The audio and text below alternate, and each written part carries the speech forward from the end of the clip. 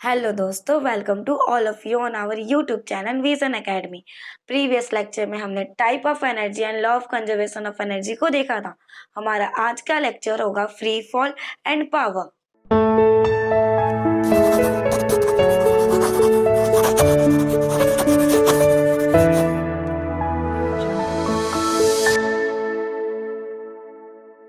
तो इससे पहले आपने सारी चीजें जान ली है कि अपना एनर्जी क्या होता है, एनर्जी के टाइप्स क्या होते हैं, वो कन्वर्ट कैसा होता है।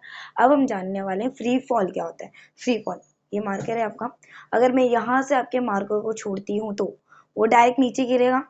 तो मतलब जब कोई भी ऑब्जेक्ट सिर्फ ग्रेविटी के इन्फ्लुएंस में नीचे गिरती है, अगर आपको कोई भी ऑब्जेक्ट ग्रेविटी के इन्फ्लुएंस में नीचे गिरती है तो उसे हम बोलते हैं फ्री फॉल। यहाँ मैं लिख दे रही हूँ आपका फ्री फॉल। आपका कोई ऑब्जेक्ट है, यहाँ समझ जाइए, यहाँ एक ऑब्जेक्ट है, वो नीचे की तरफ आ रहा है। ऑब्जेक्ट ग्रेविटी, ये आपकी अर्थ है। कोई ऑब्जेक्ट ऊपर से नीचे की तरफ आता है, in the influence of gravity is called free fall. हमें फ्री फॉल से रिलेटेड कुछ कॉन्सेप्ट निकालना है।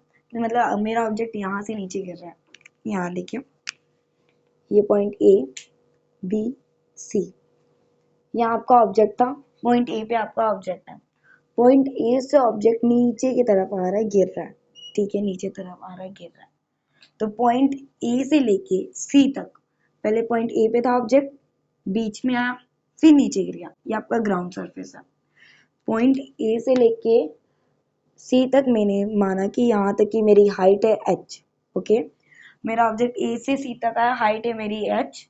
जो ऑब्जेक्ट ए से बी तक था, जब ऑब्जेक्ट आपका ए से बी तक था, तो हम एज्यूम करते हैं ए से बी तक आने में उसने कितना डिस्टेंस कवर किया, x। ए से बी तक आने में x, तो बी से सी आप निकाल सकते हो, निकाल सकते हैं इजिली।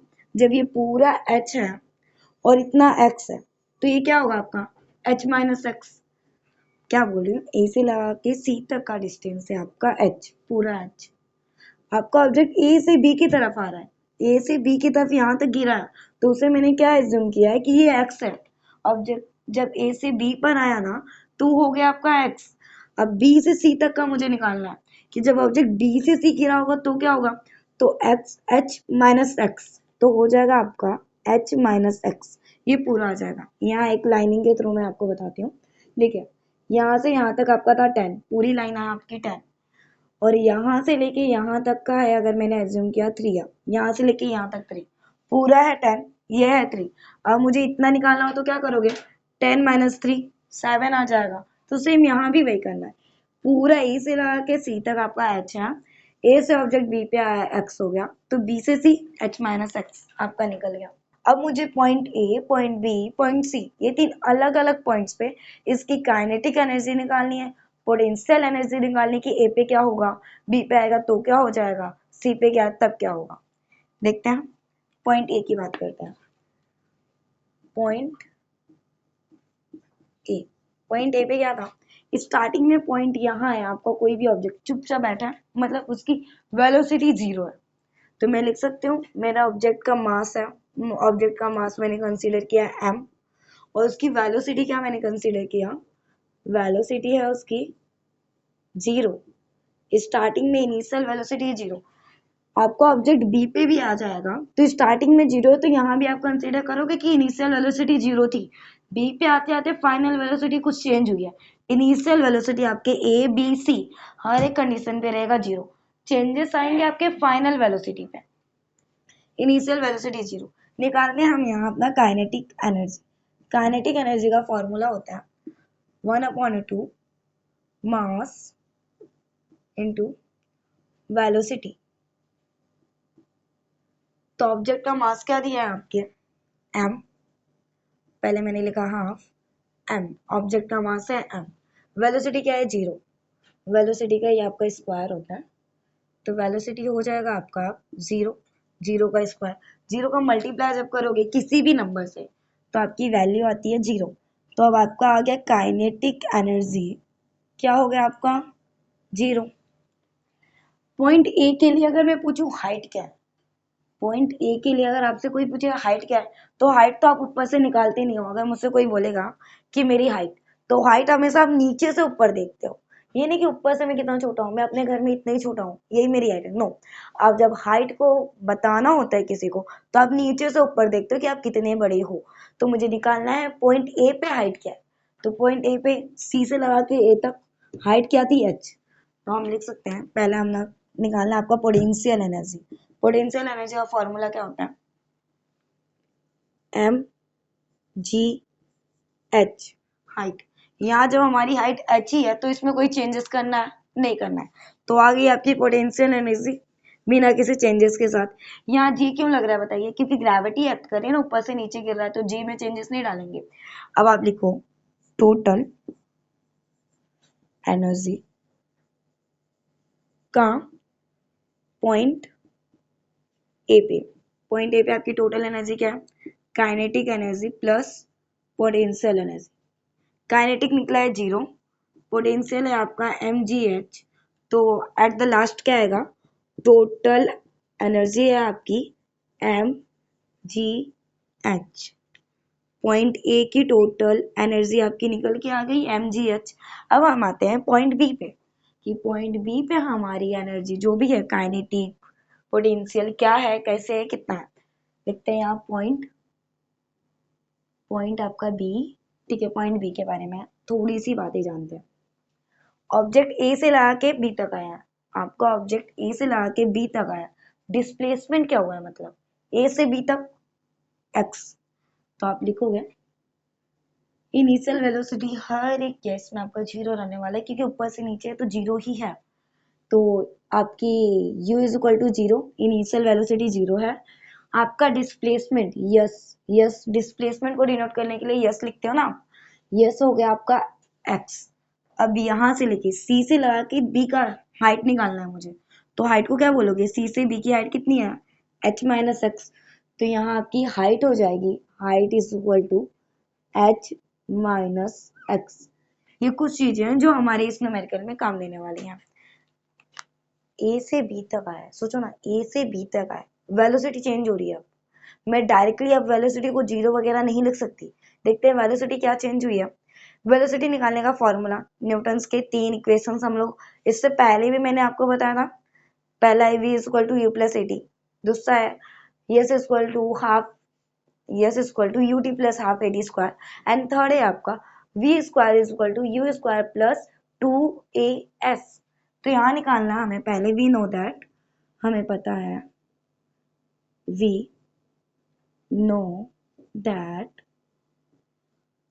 यस इज सॉरी आपका v square is equal to होता है यू स्क्वायर प्लस 2as। कहाँ से, सेकेंड इक्वेशन है, किसका है, न्यूटन का। इतने से समझ आना आप, it is second equation of Newton.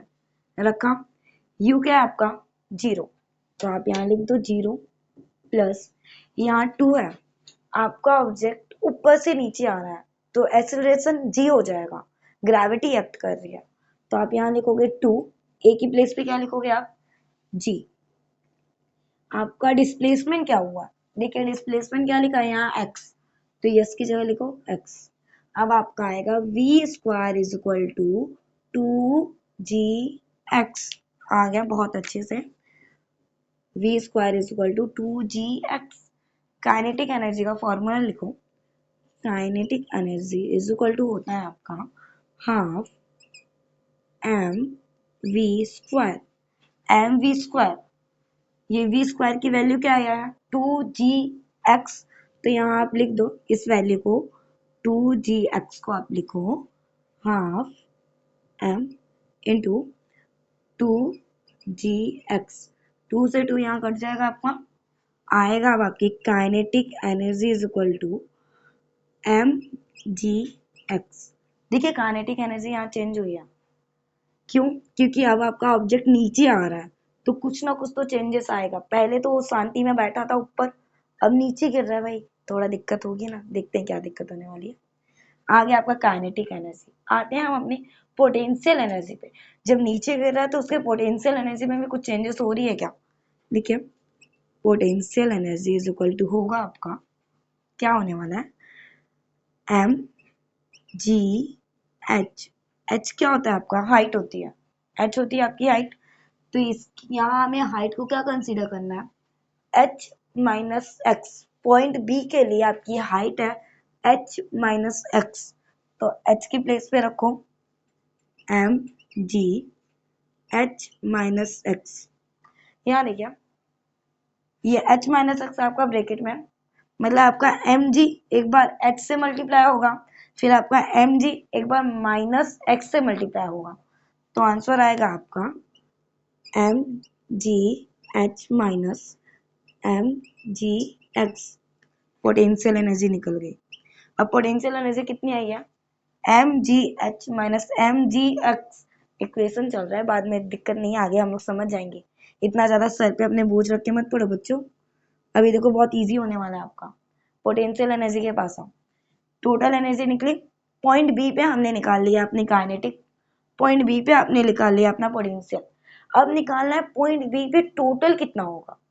Total, total के लिए क्या करते हैं हम, टोटल के लिए हम सबको क्या कर देते हैं, ऐड कर देते हैं, जोड़ देते हैं। तो total energy is equal to होगा आपका काइनेटिक प्लस पोटेंशियल। काइनेटिक कितना है आपका, यहाँ देखिए काइनेटिक कितना है, एम जी एक्स लिखे, एम जी एक्स, और आपका पोटेंशियल कितना है, M G H minus M G X, वहां लिख दो, आएगा आपका M G H minus M G x.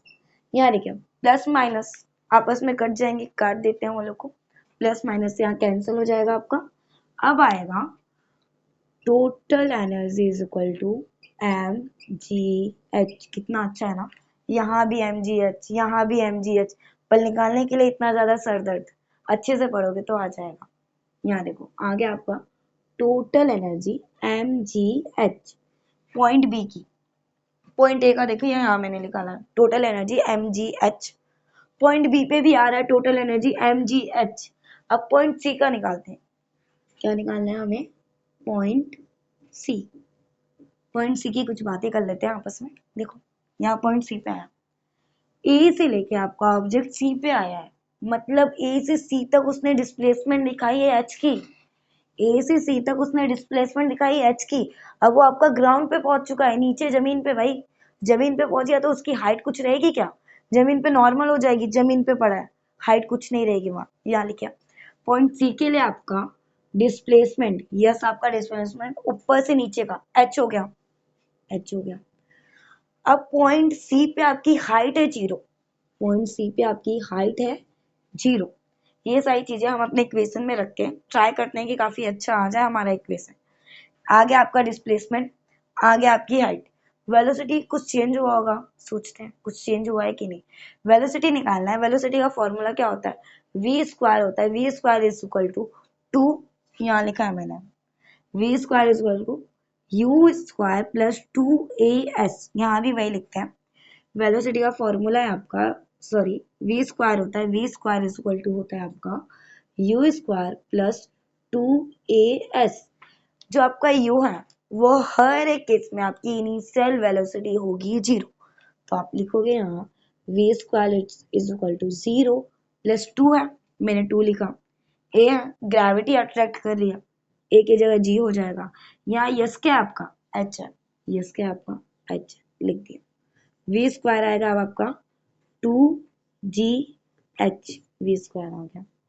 Kinetic energy निकालनी है, kinetic energy is equal to होती है हाफ एम वी स्क्वायर, यहाँ वी स्क्वायर क्या है टू जी एच, लिखिए यहाँ हाफ एम, वी स्क्वायर की जगह क्या लिखोगे आप, टू जी एच लिखो, टू जी एच, यहाँ मल्टीप्लाई का साइन है, टू से टू कैंसल, अब बचेगा आपका M G H kinetic energy. क्या हुआ, काइनेटिक एनर्जी कितनी आई, अब यहाँ आपके ग्राउंड पे आ गई है एम जी एच। निकालते हैं अपनी potential energy, P is equal to होता है आपका M G H. Potential energy हम लोग को पता है कि एम जी एच होता है, पर अब आपका ऑब्जेक्ट ऊपर से गिर के नीचे आ चुका है, तो हाइट यहाँ मैंने पहले ही आपको बता दिया। अब इन योर पॉइंट सी आपकी हाइट हो जाएगी जीरो, हाइट जीरो हो जाएगी, तो आप लिख सकते हो यहाँ potential energy is equal to M G H के आपका 0, मैंने कर दिया 0। अब 0 मल्टीप्लाई करेगा एम जी के साथ, एम जी के साथ या किसी से भी मल्टीप्लाई अगर आपका 0 करता है, बहुत अच्छा है, सबको 0 बना देता है। लिखते हैं potential energy is equal to 0, बहुत अच्छा है ना।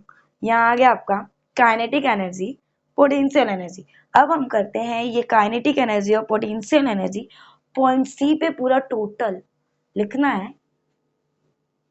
Total energy is equal to आपका होता है काइनेटिक प्लस पोटेंशियल। तो काइनेटिक आपने निकाला एम जी एच, लिखिए एम जी एच, और आपका पोटेंशियल है 0, लिख दो 0। अब आया आपका kinetic total energy is equal to, sorry यहाँ आएगा आपका एम जी एच। इसे हम कर देते हैं बहुत प्यार से एक ब्रैकेट में ताकि अच्छा लगे, या फिर से यहाँ आ जाओ। ये आपका पॉइंट ए की शुरुआत थी, शुरुआत किया बहुत अच्छे से, आया total energy M G H, equation 1। B की शुरुआत हुई, सब कुछ किया अच्छे से, टोटल एनर्जी आ गई आपकी एम जी एच। सी की शुरुआत थी, पूरा इक्वेशन स्टेप बाय स्टेप किया हमने, टोटल एनर्जी आ गई एम जी एच। तो from equation 1, 2 and 3 it is prove that चाहे कोई भी पॉइंट है, आपकी एनर्जी कांस्टेंट बनी है, एम जी एच ही है। तो ये क्लियर हुआ ना, एनर्जी कभी भी आपका ना क्रिएट हो रही है ना डिस्ट्रॉय हो रही है, वो कांस्टेंट बनी है, बस अपना फॉर्म चेंज करते जा रही है। तो क्या क्लियर हुआ, from equation 1, 2 and 3 it is clear that total energy remains constant। ये प्रूफ हो गया हर एक पॉइंट पे। एक बार थोड़ा सा टाइम दो, एक बार रिवाइज कर लेते हैं हम लोग अच्छे से। ऑब्जेक्ट ए पे था, बी पे आया, सी पे आया, हर एक जगह हमें उसकी निकालनी काइनेटिक एंड पोटेंशियल एनर्जी। मैंने निकाला, ये आपको कुछ मतलब कुछ चीजें दिमाग में रखनी है। देखो भाई, स्टार्टिंग में तो वेलोसिटी 0 होगी, क्योंकि ये सारी चीजें अगर आप भूलोगे ना तो ये सब नहीं होने पा। ये आपको दिमाग में रहना है पॉइंट ए पे कौन सी चीज क्या हो जा रही है, इसलिए मैंने पहले आपको बताया क्या एक्स है क्या एच माइनस एक्स है। तो हर एक स्टेप को एक बार अच्छे से देखो, उसे घर पे एक बार रिवाइज करना, पूरा अच्छे से क्लियर हो जाएगा, सारे कॉन्सेप्ट क्लियर हो जाएंगे। ये हमारा होता है हैप्पी एंडिंग अपनी एनर्जी की। मैं बहुत ज्यादा पढ़ लिया, देखो वर्क पढ़ लिया आपने एनर्जी पढ़ लिया, थोड़ा पावर ले लें यार, बहुत थक चुके हैं। अब पावर के पास आते हैं, नहीं नहीं नहीं, ज्यादा टाइम नहीं बचा, थोड़ा सा पावर की यूनिट्स जान लो, क्योंकि थोड़ा बहुत पूछ लेता है ना भाई, इतना काम करोगे इतनी एनर्जी वेस्ट करोगे, थोड़ा पावर भी लगा लो।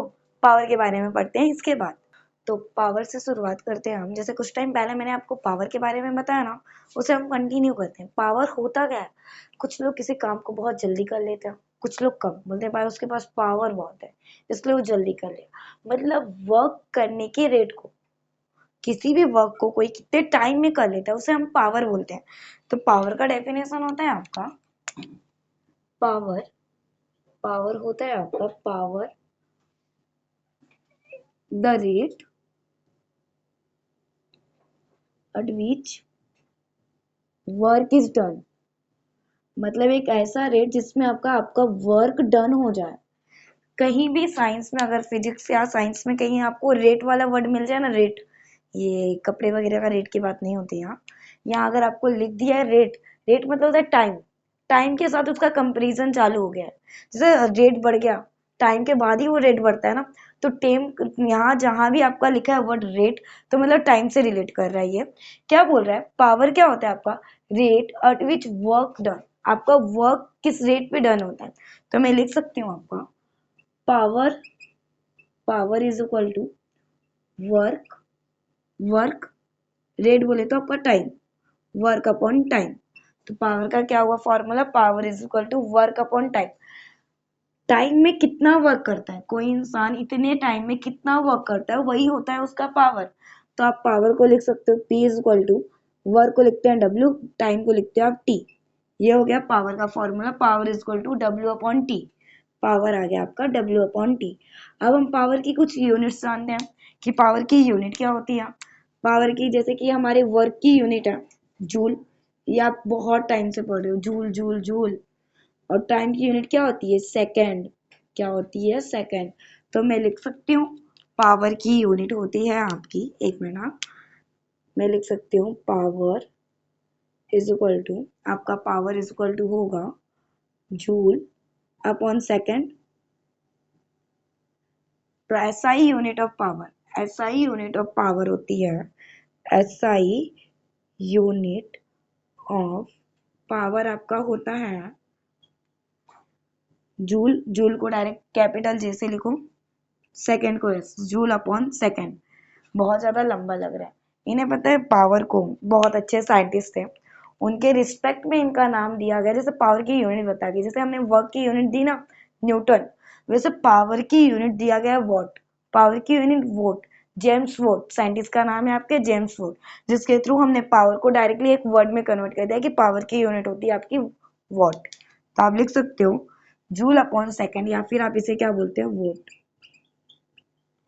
तो यहाँ हम एक और चीज लिख सकते हैं क्या, जूल अपॉन सेकेंड और वोट दोनों एक दूसरे के बराबर है, मतलब जूल सेकेंड और आपका वोट सेम है। तो आप लिख सकते हो one watt is equal to होता है आपका 1 जूल अपॉन आपका 1 सेकेंड। ये watt, 1 watt is equal to 1 joule upon 1 second. यहाँ हम एक और चीज निकालते हैं, इसी फॉर्मूले से हम क्या निकाल सकते हैं, 1 जूल। 1 जूल बराबर आप क्या लिख सकते हो, 1 जूल 1 वोट अपॉन 1 सेकेंड होगा आपका 1 वोट। 1 वोट यहाँ जाएगा तो मल्टीप्लाई होगा 1 सेकेंड। अब आपका आया, पहले तो मैंने ये लिखा 1 वोट बराबर होगा क्या आपका 1 जूल अपॉन 1 सेकेंड। मुझे जूल निकालना, तो आप क्या लिख सकते हो, 1 joule is equal to 1 watt into 1 second. इसे हम क्या करते हैं, थोड़ा इंपॉर्टेंट बनाते हैं, क्योंकि मुझे इसका यूज करना है। जहाँ यूज करेंगे वो हम लोग अभी देख लेंगे। ये सारी चीजें हमें पता चल गई कि हाँ, पावर क्या होता है आपका, वर्क। कोई भी वर्क आप कितने टाइम में करते हो उसे मैं बोल दूंगी पावर। वर्क को आप W लिखोगे, टाइम को आप T लिखोगे, पावर को आप P लिखोगे। वर्क का आपका रहता है यूनिट जूल, टाइम का होता है सेकंड, तो पावर की यूनिट क्या हो सकती है, जूल अपॉन सेकंड। तो लिख सकते हो SI unit of power joule upon second. ये वॉट कहाँ से आ गया, क्योंकि पावर को एज अ रिस्पेक्ट देने के लिए, मतलब साइंटिस्ट को एज अ रिस्पेक्ट देने के लिए हमने पावर की यूनिट वोट रखी थी, जिसका नाम है जेम्स वॉट। यहाँ आते हैं 1 वोट, ये दोनों इक्वल ही है ना, ये या तो ये, तो आप लिख सकते हो 1 watt is equal to 1 joule upon 1 second. अगर मुझे 1 जूल निकालना हो तो आपका 1 सेकेंड यहाँ जाके मल्टीप्लाई करेगा, आपका आ जाएगा 1 जूल। तो क्या 1 joule is equal to 1 watt into 1 second. अब हम जानते हैं पावर की और काफी यूनिट्स, जैसे कि हम इंडस्ट्री लेवल पे आप पावर को क्या बोलते हो, कॉमर्शियल लेवल पे क्या बोलते हो, या फिर जो आपके घर पे इलेक्ट्रिसिटी यूज होती है ना, इलेक्ट्रिकल, उसमें जो पावर आता है उसे आप क्या बोलते हो। ये तो नॉर्मल हो गया, जब मुझे कोई भी न्यूमेरिकल्स करना हो मैं डायरेक्ट वॉट वॉट लिखूंगी। पर अगर स्पेसिफिक लिख दिया कि इंडस्ट्री में, आपने सुना है ये इंजन इतने हॉर्स पावर का है, इतनी यूनिट इलेक्ट्रिसिटी आती है, तो ये सब है क्या, पावर की अलग अलग यूनिट्स है, उनके बारे में भी थोड़ा जान लेते हैं। जैसे कि अगर कोई इंडस्ट्रियल लेवल है, इंडस्ट्री वगैरह, वहां आप क्या करोगे, वहां आप पावर को बोलते हो हॉर्स, हॉर्स पावर। ये क्या है, पावर की यूनिट है आपकी। पावर की यूनिट क्या है, हॉर्स पावर। तो आपका 1 हॉर्स पावर कितने वोट के इक्वल होता है, ये भी जानना हमारे लिए जरूरी है। तो आप लिख सकते हो 1 horsepower, 1 horsepower is equal to होता है 746 वोट। इट्स इम्पॉर्टेंट, मे भी आपके फिलिंग द ब्लैंक्स में आ जाए, तो ये काफी इंपॉर्टेंट है। तो इसे एज ए स्टार मार्क करके आप लिख लो कि 1 हॉर्स पावर क्या होता है, 746 वोट। ये मुझे आ गया, बहुत अच्छा लगा, ये मुझे आ गया फाइनली। अब आगे चलते हैं, कॉमर्शियल यूज करेंगे, मतलब किसी कॉमर्शियल चीजों में हम इसे और क्या यूज कर सकते हैं, पावर को, वहां हम पावर को बोलते हैं किलो वॉट आवर। पावर की यूनिट वहां हम यूज करते हैं as a kilowatt hour. अब मुझे किसी भी किलो वॉट आवर्स में कितने वोट है, कितने सेकेंड्स है, इन शॉर्ट मुझे उसे कन्वर्ट करना है। 1 kilowatt is equal to how much joule.